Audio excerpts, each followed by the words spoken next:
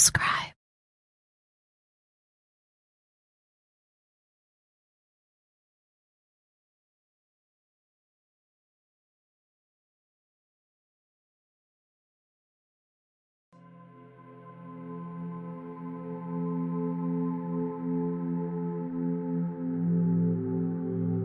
In 1966, one of the potentially most dangerous prisoners in Britain was Frank Mitchell, the so-called Mad Axe Man. Jailed originally for robbery with violence, he had spent 18 of his 32 years in detention. He was immensely strong, but prison and the punishment he had received for violence had numbed what scant intelligence he had. His body bore the scars of birchings for attacks on prison officers. He earned his nickname when he threatened an elderly couple with a felling axe while on the run from a hospital for the criminally insane and was detained at Dartmoor during Her Majesty's pleasure. By now he seemed to have accepted life in prison. Handled with understanding, he was easy to control, and during the 4 years he had spent in Dartmoor, warders had come to like him. The prison governor, Mr. Dennis Malone, took a particular interest in him and always called him by his Christian name. He saw that it was useless to impose too strict a discipline on Mitchell. Warders would get hurt and Mitchell was strong enough to take any amount of punishment. He would just end up more rebellious and brutalized than ever.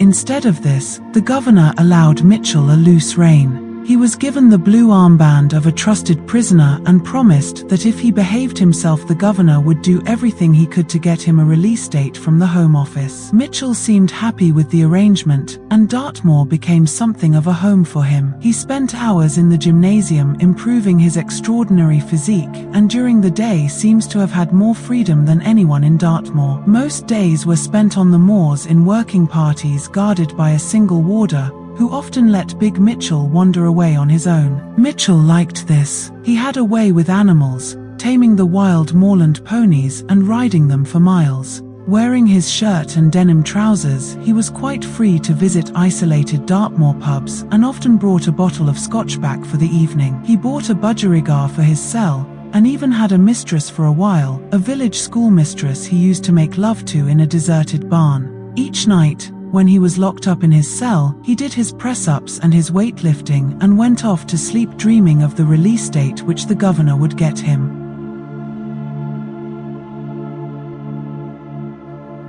Another reason for Frank Mitchell's peace of mind came from knowing he had friends outside and was not forgotten. It was 10 years now since he first met Ronnie Kray in Wandsworth, but the Krays still kept in contact with him. They visited him and wrote quite regularly. The radio which Reggie brought him allowed him to listen in to the police and the prison authorities' shortwave conversations, and he was well supplied for money. Kindness apart, Mitchell was a legend among long-serving prisoners, and the life he led in Dartmoor was a good advertisement for the Twins Away Society. This was one reason why they had taken such care of him when he was charged with the attempted murder of another prisoner during his period at Wandsworth. Word was passed around the prison that Frank was a friend of the Krays, and that anyone giving evidence against him did so at his peril. Namone Lethbridge, the attractive female barrister who appeared for Ronnie in his car-stealing case in 1961, was briefed to defend him, and Ronnie even got his tailor to make Frank a suit so that he would look his best at the trial. After Mitchell was acquitted, he always spoke of the twins as the two best friends a man could hope for. During these 10 years, there was one thing the twins never did: encourage Mitchell to escape. It would have been no problem for him to get away from Dartmoor, but they agreed that much his best hope was to rely on the governor's ability to get him a release. They also knew that if he escaped, he could never stay at liberty alone. His size made him conspicuous, his simple-mindedness a liability. Then suddenly they changed their minds. A few months after George Cornell was shot, they told Mitchell that they were going to get him out. Mitchell was thrilled. If the twins told him to escape, it must be right. From that August on, he thought of nothing else and began planning on his own account. This strange decision of the twins has never been explained. In court, the only explanation offered was that the twins required Mitchell on the firm as a strong-arm man. This is absurd. They had all the strong arms that they needed, and Mitchell's would have been superfluous. But the twins' own account that they were simply feeling sorry for Frank is equally implausible.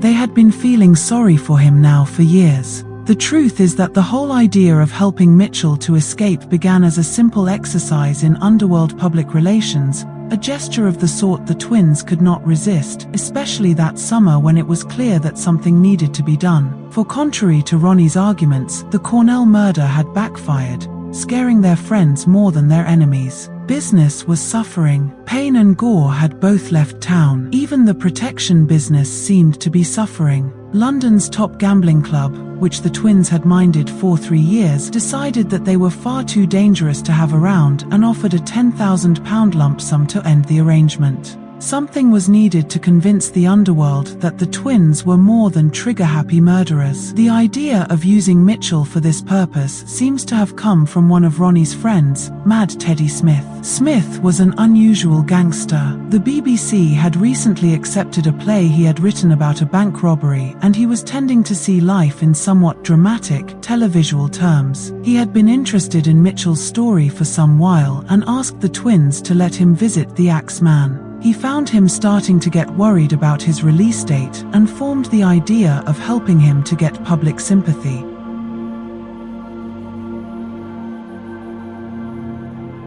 Smith put his plan to the twins. Mitchell should be helped to escape, then kept in hiding. While in hiding, he could write letters to the press, pointing out the hardship and injustice of his case and promising to surrender if his sentence were reviewed. There was a new Labour Home Secretary and a current mood of sympathy for the underdog. Mitchell would be sure to get his case looked into, and most of the credit would belong to the twins. The twins were easily convinced. This seemed the sort of coup they needed, something to restore their image as benevolent, responsible public figures.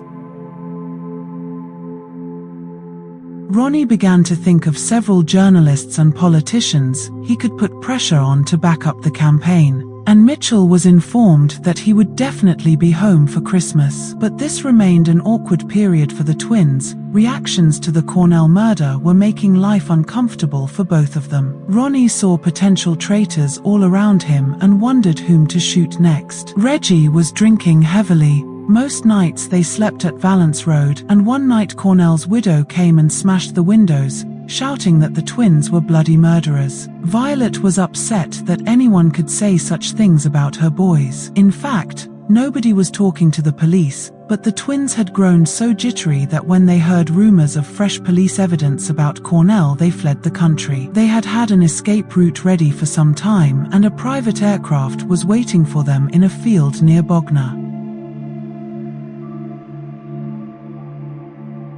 This flew them to a landing strip near Calais, where they were picked up by a car and driven to Paris just as dawn was breaking. Tickets were waiting for them both at Orly under assumed names, and they flew without incident to Morocco. Here they spent 3 untroubled weeks, and for the first time since his marriage, Reggie enjoyed himself. Billy Hill was there, a respected figure with a big white car to show them around. Hay spent most of their time in Tangier, drinking and swimming and lazing on the beach. Ronnie enjoyed the Arab boys. Reggie invited out a blonde hostess from the Latin Quarter Club in London. During her fortnight with him, he never once referred to Francis or the East End. Instead, he spoke of settling in Tangier and buying a small club. The girl agreed to join him. Reggie was wondering how to break the news to Ronnie when the police saved him the embarrassment. The chief of the Moroccan police arrived in person at their hotel to tell them they were undesirable aliens. 2 seats were booked for them on the next plane back to London, this time in their right names. They returned expecting Butler to be waiting for them to charge them with the death of George Cornell. Instead, the Yard had got no further with the murder, and they walked through the airport free men. Their departure had naturally caused something of a panic in gangland. Their safe return meant that they had work to do repairing the damage. Members of the firm who had prudently made themselves scarce resurfaced and were greeted as if nothing had happened. Fresh warnings were put out again about talking to the police about Cornell. Arrears of protection money were collected, fresh deals for marketing a new batch of stolen American securities arranged. When someone in the firm asked Ronnie if they were still proceeding with the Mitchell escape, he replied of course. Frank was his friend. That same week in October 1966, Frances Kray made her first attempt to kill herself, locking herself in the front room of her parents' house in Ormsby Street, putting a rug against the door and lying on a cushion by the gas fire with the taps on. Her father, who came home at midday, found her just alive. When she revived in Bethnal Green Hospital, she was murmuring, "Leave me in peace. Why can't you let me sleep?" That night Reggie visited the hospital but was refused admission to his wife. Later he finished off a bottle and a half of gin and dropped off, muttering that he would have to kill his in-laws. Mitchell was counting off the days to his escape and had made a mask from a piece of his girlfriend's black nylon nightdress in readiness. Various members of the firm visited him to discuss the final plans. He would escape from a working party. Two of the firm would pick him up in a car and drive him to London. The 12th of December was fixed as a provisional date, but at the crucial moment Ronnie involved himself in a curious case with a senior policeman. According to the twins, a police inspector had offered Ronnie the use of an East End pub with guaranteed police immunity for a regular £20 a week. The last thing the twins needed was fresh involvement with the police, but Ronnie was unable to resist a chance of scoring off the law. He laid his preparations cunningly and hired a private detective to bug the pub and wire Ronnie up with a type-in microphone and shoulder holster tape recorder. Prepared for anything, Ronnie invited the inspector for a discussion. A few days later Ronnie lodged a formal complaint against the police, and tapes from the recorders found their way to the office of the Director of Public Prosecutions. For some weeks nothing happened. Then Ronnie was informed that the inspector would be prosecuted. Ronnie was required as prime witness for the Crown. The trial would start on the 28th of November.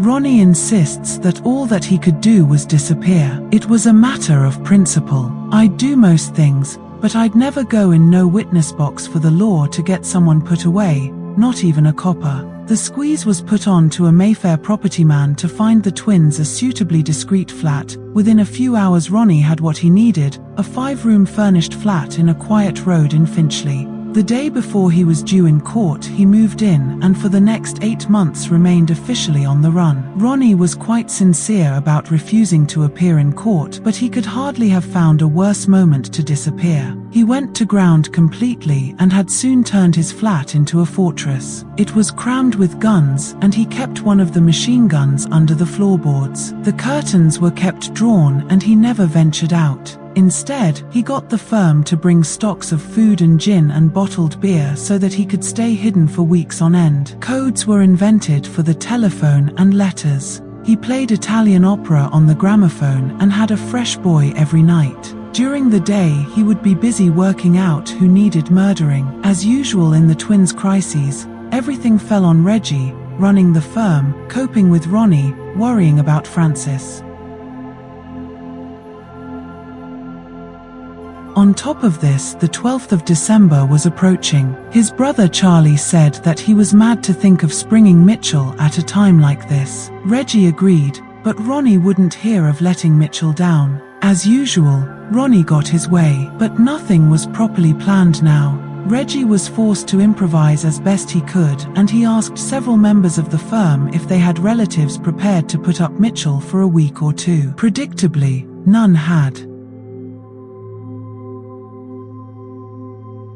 Someone suggested a man called Lenny Dunn, who kept a bookstall in the East End. Lenny had trouble with his nerves, his business, and his wife. He lived alone in a ground-floor flat in Barking and was sufficiently scared of the twins to do as he was told and keep his mouth shut. Reggie ordered him to expect a visitor. Then came a fresh problem. Mad Teddy Smith and Albert Donahue, another member of the firm, had both agreed to collect Mitchell in a car. Neither possessed a valid driving license. Reggie had to borrow one so that they could hire a car. Someone else produced clothes for an extremely large man. Then the 12th of December arrived. Mitchell was wearing his black nylon mask as he came lumbering through the moorland mist towards the green Vauxhall parked on the Princetown Road. Donahue told him to change his clothes and take the mask off to avoid attention. Nobody was interested in the car as it sped back to London. It was to be another 4 hours before Mitchell was missed. By the time the police were checking the roads from the moors, Mitchell was eating steak and chips in Lenny's flat in Barking and feeling faintly disappointed.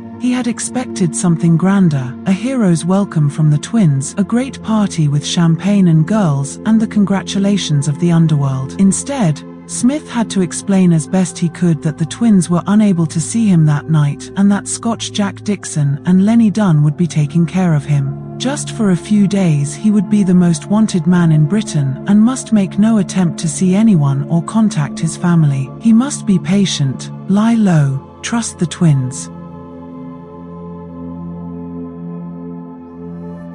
Mitchell was reassured. The twins were his best friends and they were very smart. Now that they had freed him, he had nothing to worry about. They gave him more to drink. He brightened up. When they turned on the television news at 10 o'clock that night and watched Marine commandos combing the moors for him, he laughed until the tears came. "If they try coming for me now, I'll kill the lot of them." "You won't have to, Frank," said Dixon. "Now that the twins are looking after you, no one will ever find you. But I'd kill anyone rather than go back to prison, anyone at all, even you." They gave Mitchell the back bedroom with the double bed. Dixon took the front bedroom. Lenny swallowed 2 sleeping pills and stretched out on the living room sofa. At 3 o'clock, Dixon was woken up by Mitchell, who was standing by his bed with a knife. He said he was restless and couldn't sleep. Dixon made him tea and they talked about his family, about his friends and the animals on the moor, and about the twins. He hero-worshipped them,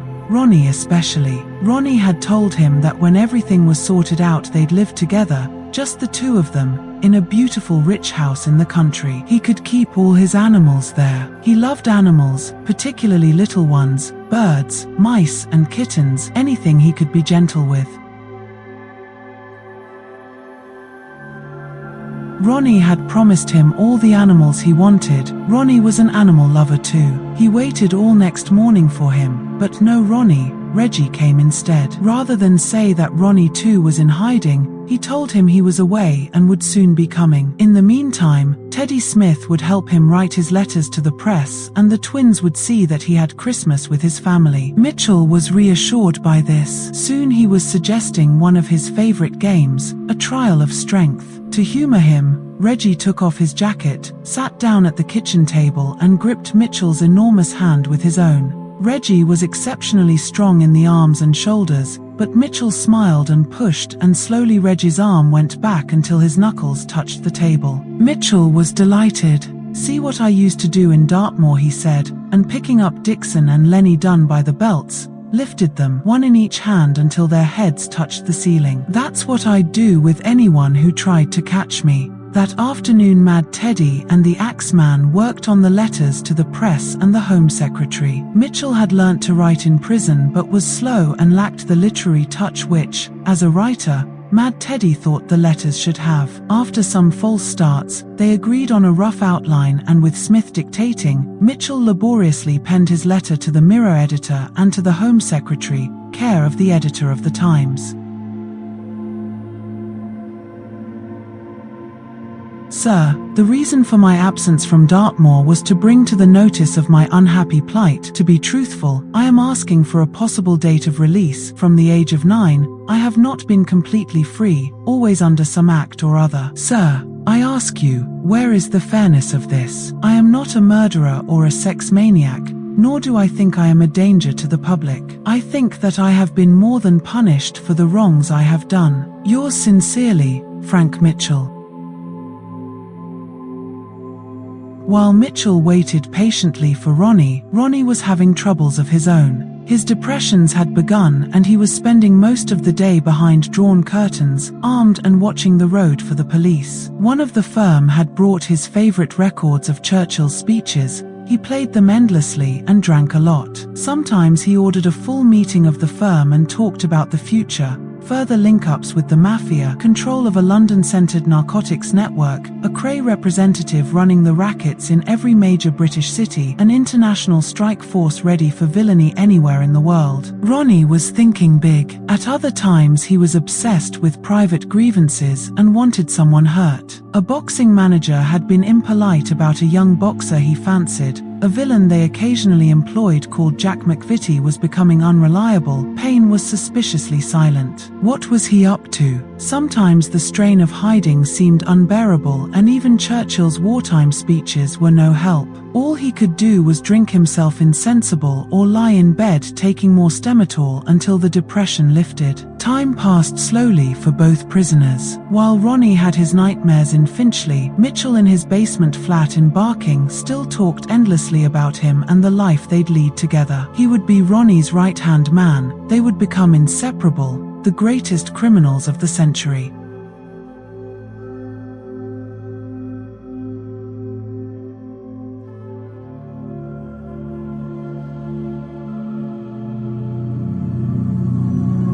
Thank you for watching. If you enjoyed the video, please join our Facebook group. It's called Krays Crime Lords of London. We're a friendly moderated group with over 1,000 Kray and other celebrated gangster videos available for view. There's also thousands of images in the photos sections. The link for the group is in the YouTube description section. I hope we see you there soon. Leave a like and subscribe.